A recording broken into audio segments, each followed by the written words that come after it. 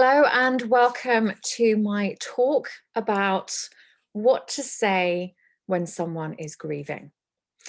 Now, this is the first in a series of talks that I'm going to start doing to help support people, educate people around grief. We have a lot of ideas in our society, ideas that don't actually have a basis of where they've come from. Ideas about what we should say, what we should do, how we should act in grief, to the point that even doctors and people who we trust and rely on tell us to do certain things when we're grieving that actually are not supportive to what you need in a time of grief. So it is really important for me, one, as a widow, as somebody who's lost my father, somebody who has trained within within grief. I've trained as a health and life coach. I've worked with meditation, mindfulness, about breathing practices to balance the nervous system. I've trained and practiced these things to support myself through my grief. And I have worked with other people to support them through their grief and help them find a place where peace, balance, joy, hope, happiness, all of those things are part of their life. And they can live with grief and all those amazing things, because it is possible. It is 100% possible to thrive with your life, in your life, when you are also grieving. And I wholeheartedly believe that. And I believe it because I feel I am one of those people. Life always throws things at us. Life always has its moments. And when you're living with grief, those moments come up maybe more than you'd like them to. But I still wholeheartedly believe that even though I have a roller coaster of emotions at times, I am still triggered by things that make me feel sad for the losses that I've experienced. I do wholeheartedly believe that I am thriving in my life. And I have done so many things since I lost my husband, since I've been bereaved. And I am proud of myself. I live with joy and happiness and a beautiful child that I'm so lucky to have. I have relationships with friends and families and a partner, and things I didn't expect to have after I lost my husband. I have set up a business. I have learnt so much about myself. It hasn't been easy, and I have chosen to put the work in, to find ways to manage my grief, to find ways to feel better. And this is one of the things we're going to talk about, is not only about how do we support ourselves through grief, but the education part on other people or to other people, is because we need support from others. We need support from people around us. And we are not going to be in a situation of, when we experience loss, everyone around us, our closest friends and family, may not have experienced that, and they may not know what to do.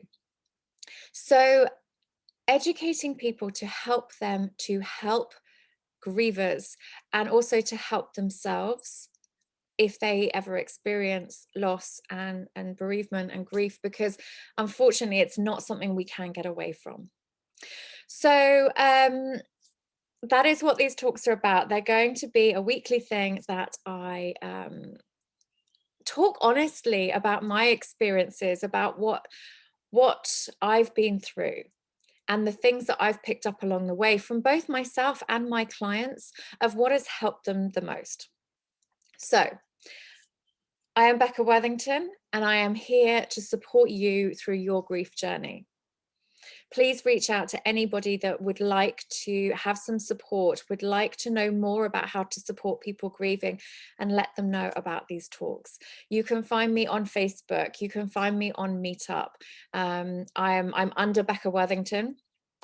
And my email address is becca@beworthy.co.uk. That's becca@beworthy, beworthy.co.uk. My website is www.beworthy.co.uk. So www.beworthy, beworthy.co.uk. And if you need some extra support, if you would like to talk to me, please reach out. That is what I'm here for. That is what I've dedicated my work and my life to. And I am here to support you in any way I possibly can through your grief journey. And hopefully you won't have to go through some of the things that I went through whilst navigating the just horrendous times when we are bereaved. So today I will go back to our topic of what to say when somebody is grieving.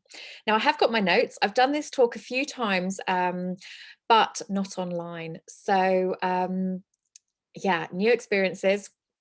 And I'm excited for me to get over my nerves and my, this new experience of reaching out more online in different ways. I do a lot of live and online videos, but for some reason doing a talk on Zoom I'm on my big computer screen, which makes it feel a little bit more daunting. I suppose seeing me in big view and talking to myself is always a bit odd. So anyway, it is still amazing that we have these opportunities and we can reach out in all these different ways. So pros and cons, and I will get used to it, I am sure. And I appreciate your support with me and my work and my journey. So where to start? I've said my name is Becca Worthington. I am an advanced grief recovery specialist. I am also a health and life and grief coach. So I approach things a little bit differently to a grief counsellor. I am actually training in therapeutic counselling, but I really like to look forward.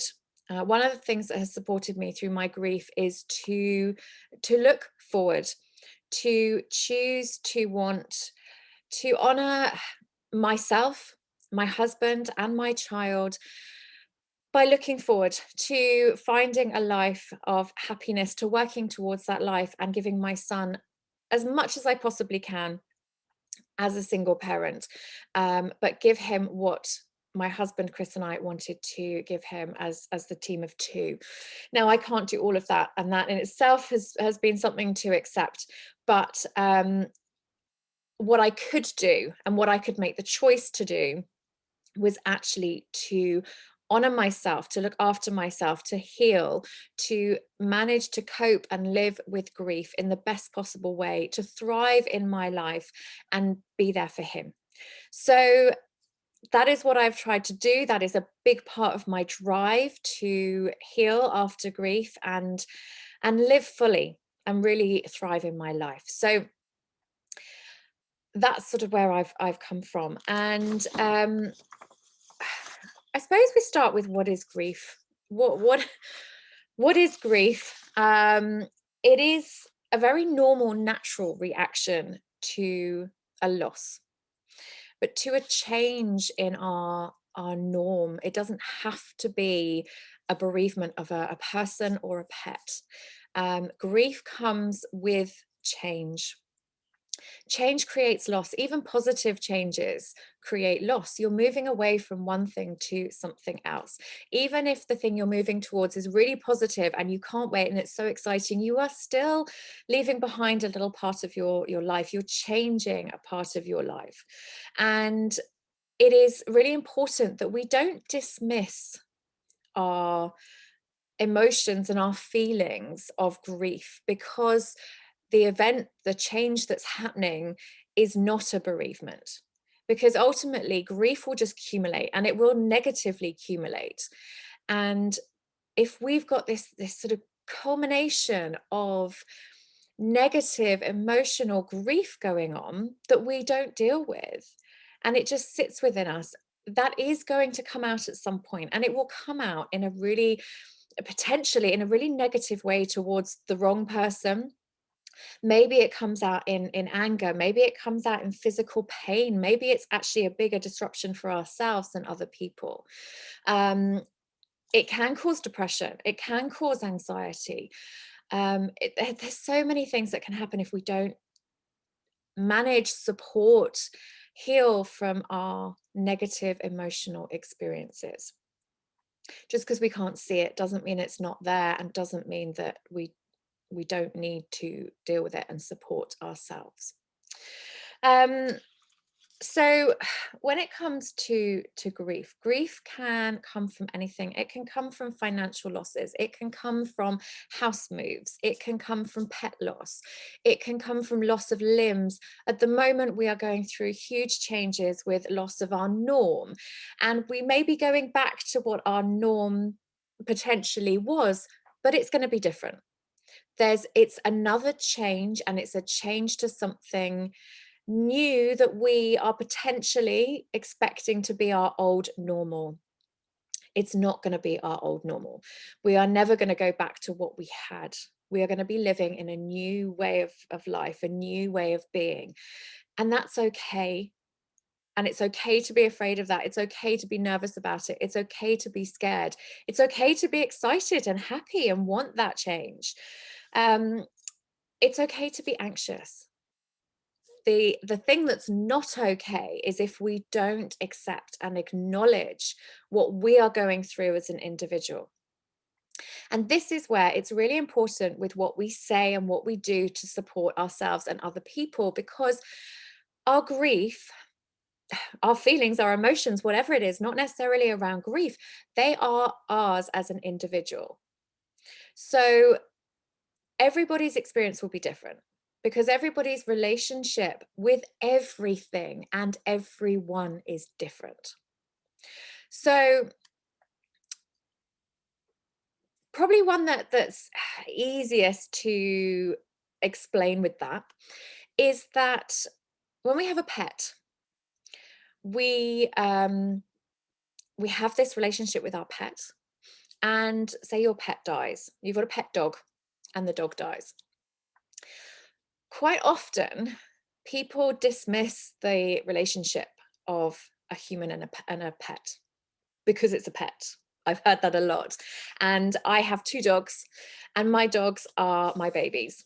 And I even say I've got three boys. It just kind of naturally, automatically comes to me. I have three boys. Just because two are furry dogs and one's a human, it's irrelevant. I still am responsible for three young boys under 7 who are a big responsibility. They are very energetic. They take a lot of my time. They need me. They fight with each other. They play with each other. We all love each other. Just because they've got 4 legs and a lot of hair does not diminish our relationship. It does not diminish how much love and ultimately grief when they die that I will feel. And the same with my son. So when somebody sort of implies it's just a pet, and then one thing I hear quite a bit with all sorts of animals, particularly things like fish and hamsters or guinea pigs, is, oh, we'll get a new one at the weekend. We'll get another fish at the weekend, or we'll get another dog in a few months' time. And it's this idea of replacing the loss. Now, you can't replace a loss. You cannot replace any loss, because I have a relationship with my dogs. So take my Westie, for example. I have a very, very close relationship with my Westie. He was with me through the majority of my grief journey. I got him not that, well, I suppose I got him less than a year after my husband died. My son is only a year older than him.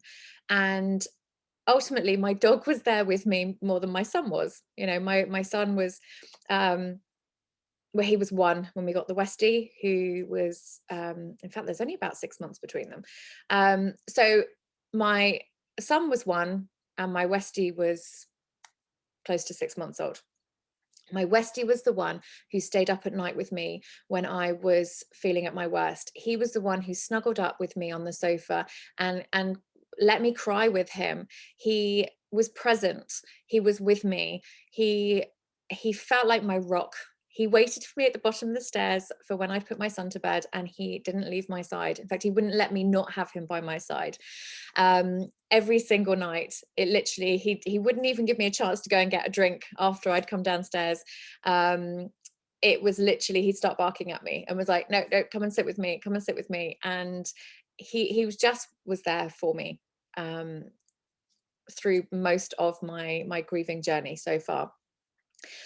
So if I got another dog, I wouldn't have all of that. I wouldn't have him. He still now comes and snuggles up with me and nudges my arm until I stroke him. And I wouldn't have that same reaction, same interaction with another dog. It would be a very different experience. I cannot replace that relationship I have with my dog. You cannot replace anything, because every relationship is different, and you are never, ever, ever going to have the same relationship with anyone or anything twice. So what you do and what you need to do in your grief is totally individual to you and the relationship you had with the person. If I got married tomorrow, had the same amount of time with somebody, had another child with somebody, and did everything the same as I had with my husband, and then my new husband died, I wouldn't grieve the same. Because even if we did exactly the same things, it's a different person, it's a different relationship, a different experience. So my grief will be different. So the only reason why I'm emphasizing this is because it is very different with each person. And so we have to approach grief and what people need very differently. And that can be really hard, to have an open conversation of what the right and wrong thing to say is and do in grief when it is so different with each person. But there are things we can do so that we can find out what somebody needs. The most important two things I would say is, one, to be emotionally honest. We approach a lot of things with intellectual statements. By that, I mean, we say, give it time, you'll be okay. Now, okay, in time, you may be okay. But that statement, although intellectually true, is not something a griever wants to hear. It is not tending to their emotional needs. In fact, I heard that after my husband died, you'll be okay, give it time. And it made me feel angry. It made me feel angry because I was like, it is never going to be okay that my husband is dead. It is never going to be okay that my son does not have his father in his life. Now, I'm nearly 7 years on from being widowed, and that statement that I've just said is true. It is still not okay that my husband is dead. It is still not okay that my son does not remember or know or have his father in his life. Now, I understand that saying that has come from a very loving place. It has always been from somebody who cares, somebody who wants to try and say the right thing and make you feel better, and who cares and loves you, or me in that particular case. But this is where we need to think about what we say and be really aware of what we say. Avoid being intellectually correct and think about being emotionally honest. So, in fact, I've got a few things written down. I'm gonna get them so that I don't miss out on the things I wanted to say. By being emotionally honest, make yourself vulnerable. Say, I don't know what to say. I don't know what will help you and support you, but I'm here. I want to help you and support you, and I want to do whatever I can to make this whole journey a little bit easier, but you're going to have to help me to help you. Now, the griever may not know what they want. They may not have any clue whatsoever. I know I had a barrier big barrier that every time someone said, how can I help you? What can we do? Tell us, tell us, tell us. We want to help. It was like I had a big sign on my, like just sort of billboard that popped up in front of my eyes that said, I want my husband back. And I literally couldn't see past that. I could not see past that massive billboard in front of my face that said, all I want is my husband back. Other than that, I have no clue. Which is why, and I'm going to jump away from being emotionally honest, but I'll come back to it. This is why, excuse me, let's just top up on the coffee. This is why it is important to try different things, ask different questions, and approach grief in as many different ways as we can in terms of trying to reach out and support somebody, because some people will know exactly what they want.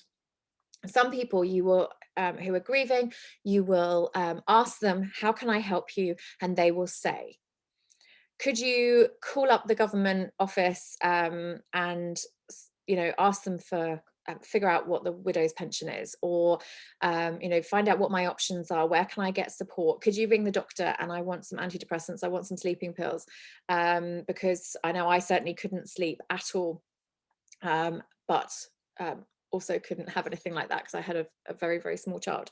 But there will be things that you can do. Maybe you do want to jump into finding a counselor or finding a grief coach and trying to get back on track emotionally as quickly as possible. And that's totally okay. Other people will not want to do anything.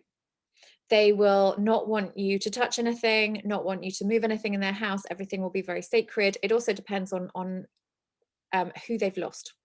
I know I didn't want anybody to kind of move anything. My husband had left the house that morning and he was supposed to be coming back, and his stuff was around the house, and I didn't want anyone to touch it, and I didn't want it moved. I didn't want any memory, anything to be affected or moved. And I also didn't know what I wanted.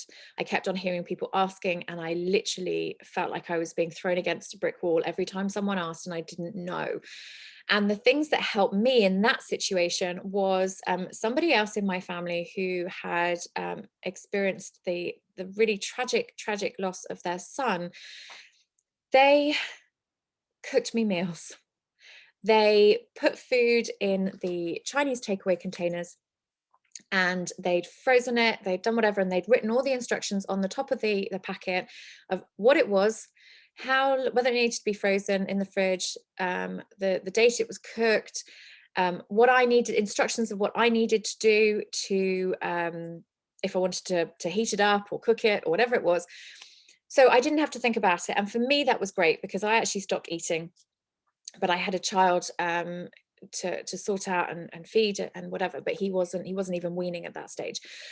So I knew I had to eat to keep my strength up and do whatever, but I just didn't want to do anything, certainly not cook.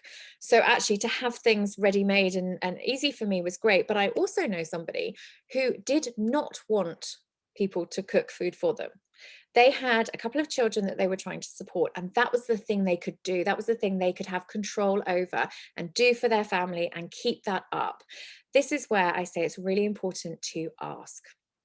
Now, the other thing you can do is offer, because it's easier for somebody to hear an offer and say no thank you than have to come up with an idea of something that they needed doing. I could have said, could you do the washing up, or could you put my bins out, or could you mow my lawn, or could you clean the car, or could you go to the shops, or could you, I don't know, I could have come up with lots of things, but in the moment for me, none of those things were important, so I couldn't think. So when somebody turned around to me and said, right, I can be available tomorrow at 1:00 and I will bring over some food for your fridge. I will come and just walk your son around the garden. So if you want to go to bed, you can. They sort of told me when they could come over, what they could do, how long they could stay for. It was very clear to me what they were offering and what I could make the most of with what they were offering. So I could catch up on some sleep, or I could just have some time to go to the church, or whatever I wanted to do. And I could figure that out because I had the offer, I had the boundaries of what was being offered, so I could figure out in that time and space, I could do something, I could do nothing. It was amazing because I could cope with that. It was a small space of time, it was a clear instruction, and then I could work around that. So, and not everybody's going to be like that. So it's really worthwhile just saying, look, this is what I can do, or I have absolutely no idea. If you think of something, write it down, text me, be really clear on what you are willing to give and offer. So literally you could say, if you think of something, text me immediately and I'll let you know if I can do it or not. Because that just makes it really clear that you are available and you are genuinely offering your support.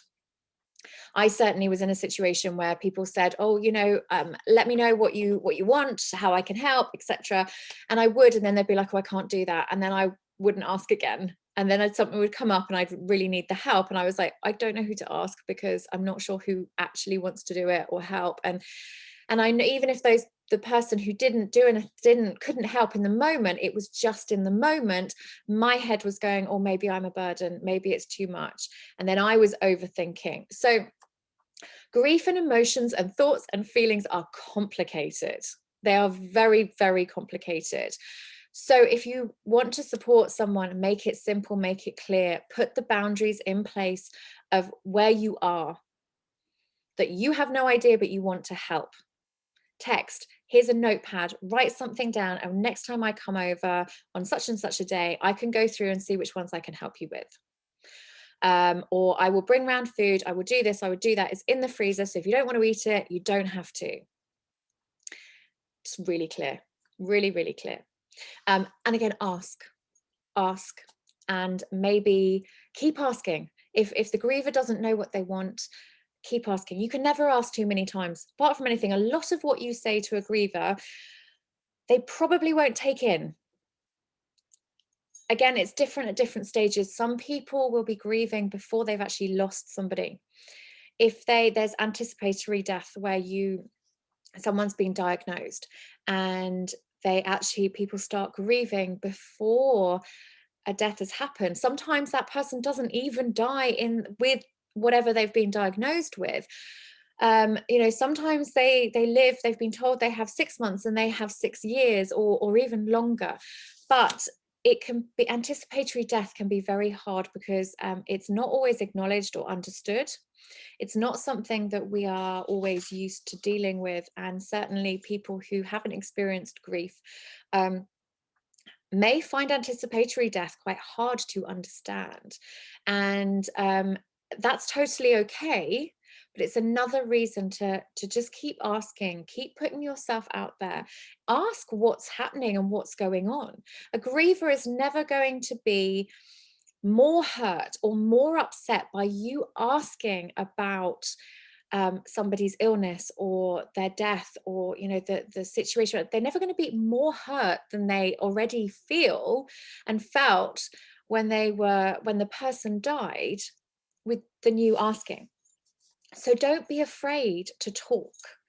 Don't be afraid to ask about their loved ones, say about their memories, what you remember about them. Ask the griever what their favorite memory was. What do they, is there something in the house they treasure the most that you can go and find for them and they can sit with? So communication is so key, but remember the griever will go through stages where they're not like foggy headed, and thinking can be really hard and they won't always hear what's being said or going on.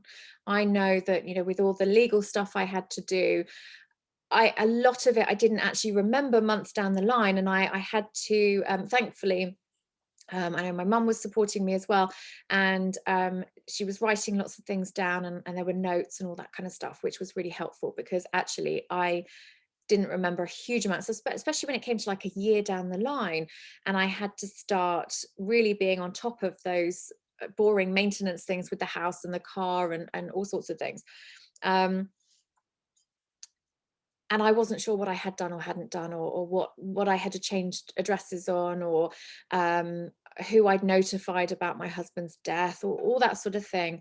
And there were things that slipped through the net, because I didn't remember what I had and hadn't done. It was all a bit of a blur.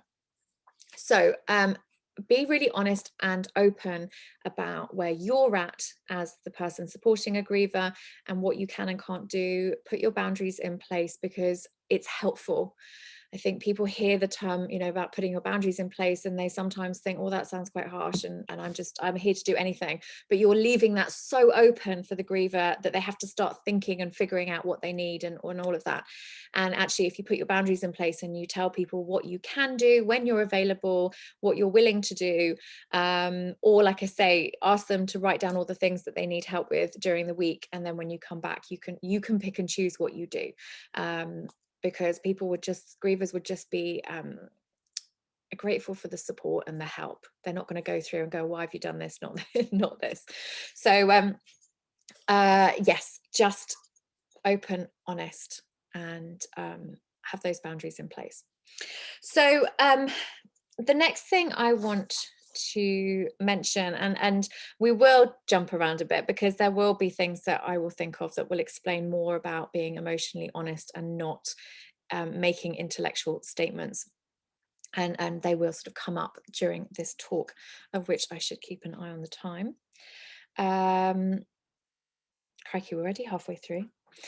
So there is so much to talk about with these things, and please comment and let me know what your thoughts and feelings are, because I think the more we can talk and open up and share our experiences, the better. I am talking from my personal experience, and I'm also talking about what I've heard from my clients, what I've heard from my friends who have been through different types of bereavement. But there are so many more things that people experience and that they find helpful and not helpful. And ultimately, if we have a collection of ideas, thoughts, and feelings, then it just supports us even more to be able to pick and choose or offer to people who are grieving. So I've got down here, don't try and fix things. Now, this is really important in what to say, because often we don't like people feeling sad. We don't like people being sad. We want to make them feel better. We want them to stop crying, which it is great, but actually being sad, crying, having those emotions is really important for the healing process. It's really important that people feel their feelings and that they cry and let the emotions out, because that is how, well, it's not the only way how, that is one of many ways in which people heal. We are sometimes often afraid of negative emotions, and actually we really shouldn't be. We really shouldn't be. They are part of being human. Crying, there's actually chemicals in the tears that release stress, and if we're not crying, if we're not doing what the body naturally needs to do to create that calming effect on the body, to release those negative emotions and that stress and overwhelm and tension, then our body can't get better, our body can't heal, and it is a trauma for the body. That emotional hit that comes with a bereavement is so impactful in a negative way on the body. You might as well have used your body as a punch bag, because it is a trauma. It is, and it comes in so many different ways. So by that I mean it is physically battered and bruised. It is our mental health is affected, our gut health can be affected, the way we breathe, our nervous system. Our nervous system is hugely imbalanced by things like this, like that sort of by bereavement. That emotional impact totally throws our nervous system off kilter. And one of the things I very, very much support people to do is to rebalance their nervous system, because if we can get our nervous system back into balance, it can help us to heal emotionally, physically, get everything back into place. And actually, all that tension and stress you may be feeling that can build up with grief, the you can literally seize up with the emotions that come with grief. I know I actually had it in my shoulders. I got to this point I couldn't physically move my right arm, particularly my right shoulder, even my neck, all the muscles down this side of my body totally seized up. But then when I say about the impact on your body, it's not just the emotional impact that will have an effect on your heart and your breathing and your heartbeat, which in turn will affect your stress levels, will affect your sleep, will affect your reactions to things that happen around you. The brain fog that stops you concentrating can cause you to have accidents, maybe be more clumsy, which then can cause injury. There's a lot of reactions that happen. So the emotional impact of bereavement actually has lots of different effects on the body in very, very different ways. And unless we go through that emotional process and we learn how to process our emotions and manage and cope with our emotions, then actually, if we're just storing them up, there will be more and more and more sort of impact and emotional effect on the body and cause us more long-term problems, physically and mentally. So don't feel you have to fix something. Don't have that reaction that we have to a lot of things when it comes to grief. You cannot bring the person back. You cannot change what has happened, so don't try to. Really focus in on what can I make easier for the person grieving. I can't change it, so what can I make easier? So one of the really, really amazing things you can do is to be there and listen and be present, because by doing that, you are showing so much support and love. And you don't have to worry about saying the right thing or doing the right thing, because you already are, just by being there. We don't have to talk. We like to talk and figure things out and have solutions and have answers. You don't have to do that in grief. You really don't. It may feel awkward and uncomfortable, but we have two ears and one mouth for a reason. So with the grief recovery method, one of the things that through my training was said a lot was be a heart with ears. Literally just be there with all your love and good intentions and support and care, and listen. That's all you have to do ultimately, is just be that heart with ears and be there and listen. Excuse me. Just keep me going. So I one other thing, sort of a bit more of a doing, and then I'm going to run through the things that to say and not to say, is focus on the person grieving. One of the things that we often do, again, trying to make something better, trying to find a positive in the situation, which, by the way, you don't have to do. There is no positive. The person grieving does not need to be reminded that actually the person they loved is in heaven, but it's okay because they're in a better place, or you might not have religious beliefs, but it's that they're out of their pain, they're not suffering anymore. Absolutely, again, intellectual statement, you are right and correct, but that doesn't take away from the fact that the griever is grieving, and they are sad, and they are desperately in pain and upset because they have lost their person. So it is irrelevant that the person that they've lost is in a better place, because although yes, down the line, that's a really lovely thing to think, and that is very supportive for a lot of people. At the same time, you are taking away from the emotions of the griever in the moment. Okay, they are sad. So if you're telling them that it's okay that the person's in a better place, if you're finding a positive, you're also sort of saying, don't be sad.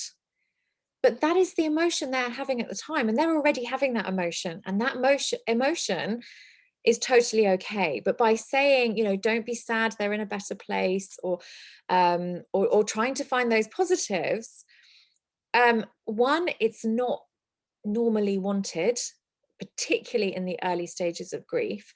But two, you are ultimately sort of saying to somebody unintentionally that not to feel what they're already feeling.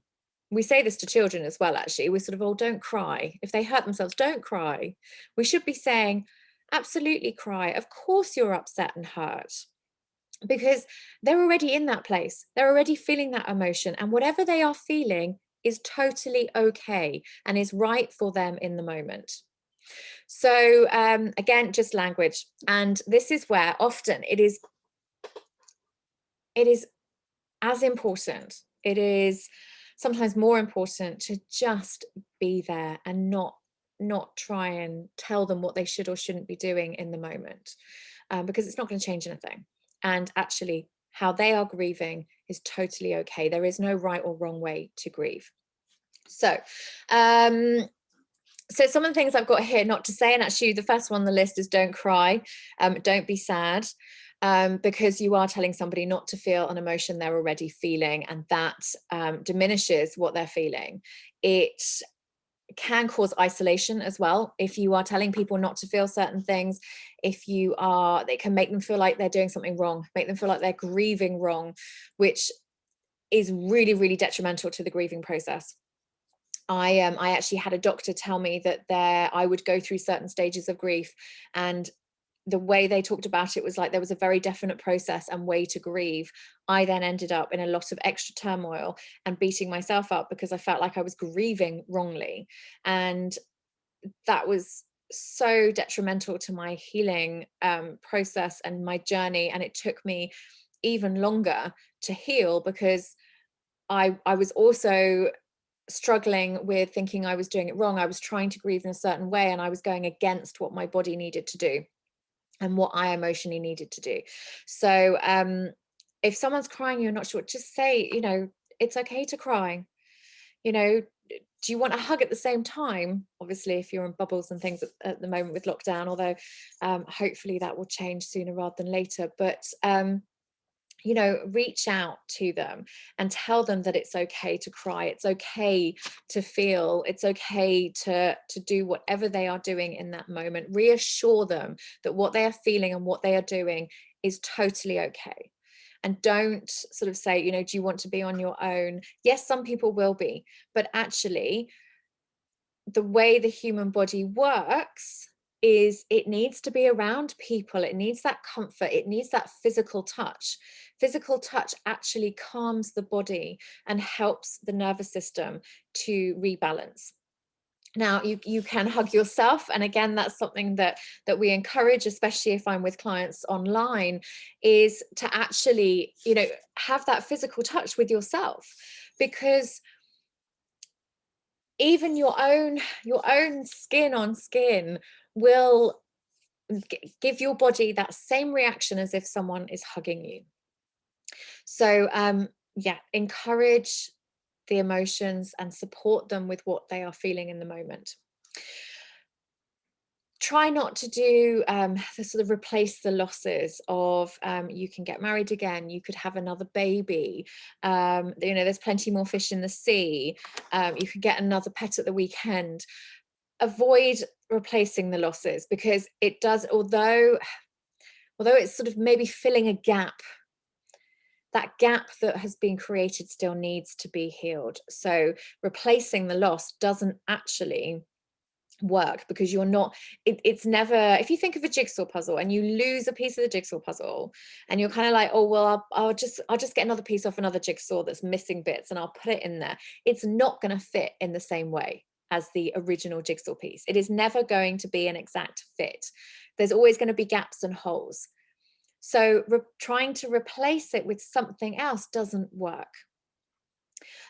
So really try not to make statements like that. And again, this isn't just in bereavement, this is loss as a whole, anyone grieving. So we say plenty more fish in the sea. My God, I heard that one. I was in a long-term relationship with somebody for, I don't know, for 5 or 6 years.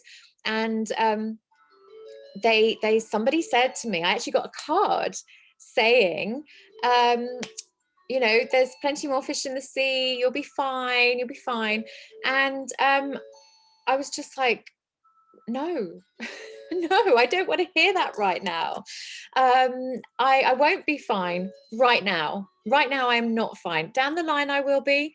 Sorry, I've been slightly distracted by my house phone ringing that never rings, which is a bit odd. Just check there's nothing from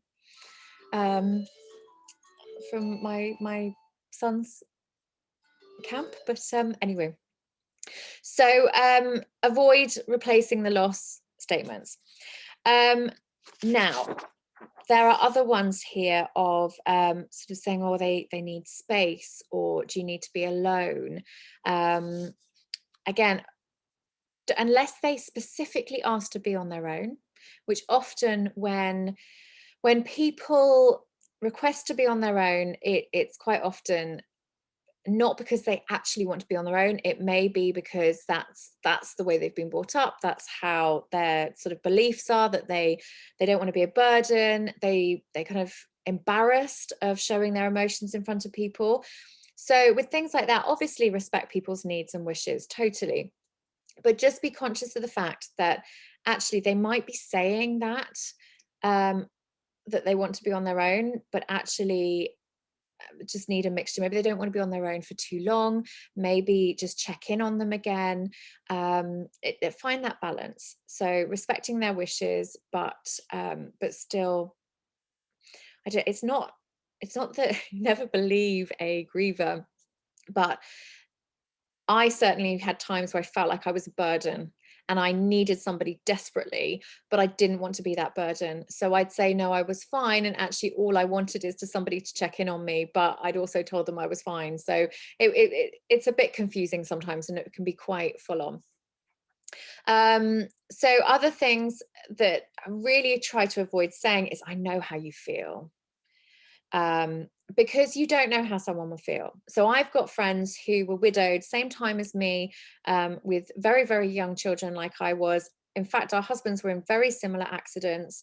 We're similar ages, so many similarities. But actually our feelings, emotions, our situation, all of that is totally, totally different. And I would never say to my widowed girlfriends of my age in the same situation, same children, that I know how they feel, because I don't know what their relationship was like between the two of them. They don't know what my relationship was like with my husband, and so they don't know how I feel, and I don't know how they feel. So avoid that one. You can always say, I don't know how you feel, I don't know what you're thinking, I don't know how you're coping, or I just don't know what is going on for you right now, or what you need or want. Be as open as that. Be emotionally honest about where you're at. Everything will be okay. It might well be. Again, intellectual comment. Where I was over the first probably 3, maybe even 4 years after my husband died, to where I am now, is totally different. People telling me everything will be okay made me want to punch them in the face. And I'm not a violent person, but I actually couldn't deal with that. I think I said earlier on in this talk, um, it is not okay that my husband is not here. And there is nothing about the fact that he's dead that is okay.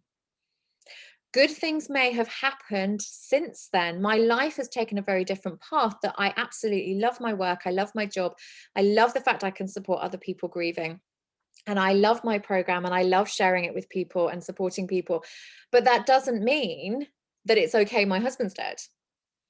I have an amazing child who is doing so well, and I've got an amazing partner, and you know, there's things looking forward, there's stuff happening, but that doesn't mean it's okay my husband's dead. So if you said that to me then, and I did feel quite angry when I heard that statement, but saying it now, everything's okay, I can totally cope with that, because everything is okay with my life. But it's not okay that my husband's died. And I think when I was in that early stages of bereavement, and as I say, for a few years afterwards, hearing that statement made me think that it was about my husband being dead rather than my life. Now, again, people react differently, and some people may be totally okay with that statement, but it's not to tell somebody after somebody close to them has died that everything will be okay. It's not very emotionally kind. Um, at least, at least it's one of those ones that there is nothing, again, it's like you're trying to find a positive. Down the line, yes, maybe to say, at least I found a new path, or at least I can't actually think of many things that are okay with that. I mean, I remember somebody saying to her, at least I've got my son. I was like, how does that make it better that Chris is dead? Like, it doesn't. And it's been unbelievably hard having a child, whilst grieving and trying to reorganize and move my life forward and heal and train and set up a business and all of that. Don't get me wrong, I would not change it, and I am very, very grateful to have him in my life, and he has been a huge support for me. But it was no, at least I've got him. You know, actually, somebody asked me about children, and I said my husband and I were actually trying for another baby, and they said to that, well, at least you've got one. The fact that I didn't have the second child that I was hoping, expecting for, you know, that was one of my hopes and dreams and desires, our hopes, dreams and desires together as a couple, that we had a second child. There is no at least that has been taken away. I had to have several years of counselling to get over the fact that there wasn't another child coming, and that my husband and I wouldn't have another child together. So be really careful with trying to find positives, particularly in the early stages of when somebody has been bereaved. Um, the living must go on. I don't like that. I have heard that. She led a full life. Be grateful for what you had. He's in a better place. You know, they'll be okay in a while. That's sort of quite dismissive to somebody who's going through those emotional feelings. So there's a lot of things not to say. And if you do say any of these things, please don't beat yourself up. We all do it. I've said things after all my training and my experiences of grief and bereavement. I've still said things that afterwards I thought, why did I say that? That was coming from my head, not my heart. And all I've done is I just said, I apologize. I can't believe I've said that. I wouldn't have appreciated that being said. What I meant to say was, and then I would say what I actually meant or wanted to say. So we are, oh my goodness, coming up to time. So I am going to whiz through some things to say and really sort of support you with what you can say instead. Ask what happened. It is totally okay to ask what happened. Can you tell me a bit about it? Can you tell me about the person you lost? Whoever that may be. Can you tell me about your husband? Can you tell me about your mother? Just ask. Always ask. I love it when people ask me about my husband or my dad. I love talking about my memories and I love talking about them, and it actually makes me smile. And it even did soon after I was bereaved. So ask. Always ask about the person they've lost. It's so valuable from the point of view that you are there with the person grieving, supporting them, and you are thinking about the person that they've lost. You are telling the person grieving that the person they've lost is still remembered and still thought about. And that is so, so precious for somebody who's lost somebody.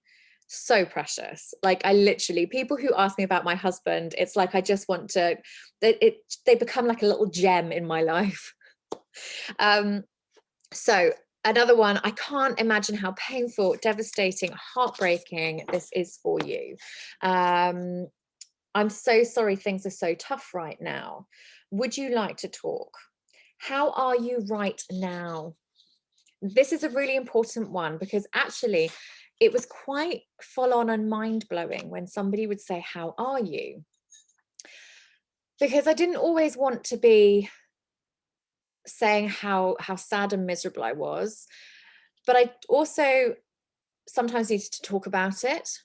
I also didn't want to always say how okay I was, if I was okay, because sometimes I felt guilty for being okay.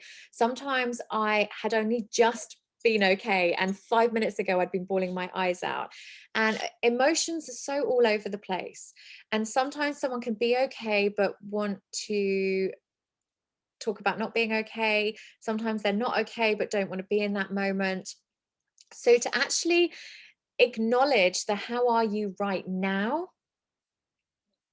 it focuses them into where they are now as a person. It brings them into the present moment. It lets them acknowledge where they are now. Because I know if somebody said, "How are you?" to say I was okay felt like a blatant lie. Because, and I know a lot of us say we're okay all the time just to not, because we don't want to talk about where we're at, or we don't want to be a burden, or we don't want to bring misery into the conversation, and that's fine. But um when you're grieving, for somebody to say right now, it does, it kind of, it brings you into that present moment. It helps you think where you're at now and acknowledge that, rather than thinking of the overwhelm of emotions that you've gone through in the space of a day or even an hour. It's just quite helpful to add that right now on the end of how are you. Can I give you an hour of my time to help around the house or to get you some groceries? Again, this is just putting your boundaries in place and being ultra supportive at the same time, which is amazing. Boundaries are such a positive thing, and we don't always think like that. Um, I wish I had the right words right now. Just know I care. I don't know how you feel, but I'm here to help. I'm always a phone call away. I'm here to listen. Um, be quite definite with that, because lots of people say, "Oh, just call me." It is so hard to call somebody when you're grieving. So, well, not for everybody, not for everybody, but certainly for me, it was. And I to say, "Oh, send me a text message when you're feeling rubbish. Please reach out. Just send me a sad emoji or something, and I'll call you back." A friend of mine used to send me emoji, like heart loving emojis, all the time, and it was lovely, and it was really reassuring that she was thinking about me. She didn't matter that she didn't say anything. She didn't need to. I didn't know what to say back either, so I just send a heart emoji back. And I know people hate emojis, but it's such a simple way to say, "I'm here, I care, I'm right at the end of a phone," without actually having to say anything and worry about saying the right or wrong thing. Um, my favorite memory of your loved one, or of your loved one, is, and talk about them. Like, just open up and be there for them. Um, one thing I've got here as well, which I want to mention, is don't change the subject. Don't, if somebody's trying to talk about their grief, their emotions, the person, don't change the subject. Really try and focus in, listen, be present with them, and really be there for them in the moment, to show them that they're being heard. One of the fundamental things that we need as human beings is to be heard and seen. Now, within the grief and their emotions, being heard by somebody. Nothing needs to be said, nothing, you don't need to reply, you don't need to acknowledge anything. You are doing all of that. You are replying, you are acknowledging, you are being supportive, you're being present, you are doing so much by just listening and being in the moment and really focusing on what they are saying right then. You are acknowledging them, and the power that that has between two people is, there aren't even the right words, but you will literally never ever know how powerful you are being within the relationship between you and someone else, whatever it is, whether you are there to help them grieving, whether you are there to as to clean their house, whether you're there to help them with their finances, to whether you're their solicitor. Like, it really doesn't matter.